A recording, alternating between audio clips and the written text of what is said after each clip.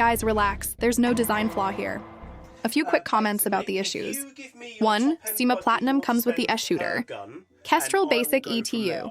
You can download the programming manual card from the S.r.o website.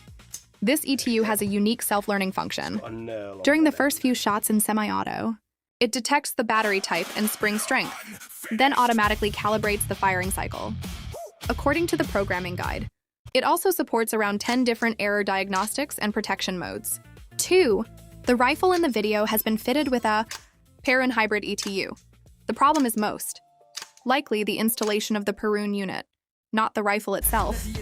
You can't blame the gun for an incorrectly installed aftermarket ETU, i.e. the buffer tube uses a bayonet-style lock. To remove it, you first need to push the tube toward the receiver and only then rotate it. It's obvious the technician is working on a Cyma Platinum for the first time and simply doesn't know how the locking mechanism works. 4. This is simply not the correct way to check the AOE, angle of engagement. The piston isn't even aligned with its normal operating position. Because of the weight of the steel rack, it's tilting downward. You can only evaluate AOE with the gearbox fully assembled, with both gearbox halves closed together. Yes, that means you can't see inside anymore. That's true. In that case, the proper solution is to drill a small inspection hole in the gearbox shell. Otherwise, you simply can't inspect the engagement correctly. You can even see the effect of the piston's position in the video itself. The technician is able to rotate the sector gear underneath the piston by hand. Under normal operating conditions, with the gearbox assembled, that simply isn't possible. The piston can never be lifted high enough for the sector gear to rotate freely underneath it. The gearbox rails physically prevent that from happening, but only when both gearbox halves are assembled.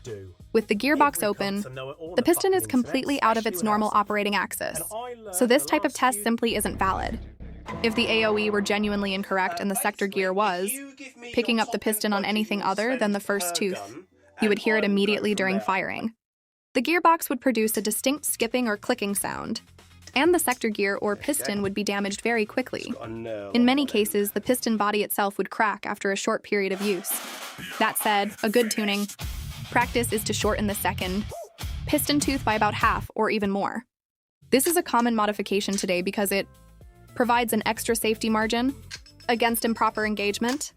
Author dismisses this idea in the comments, which I believe is a mistake. Overall, this video comes across as quite amateurish. From what is shown, the gearbox appears to have been assembled correctly at the factory. The AOE was most likely correct, and the replica would probably have worked reliably for a long time. Now this lacks.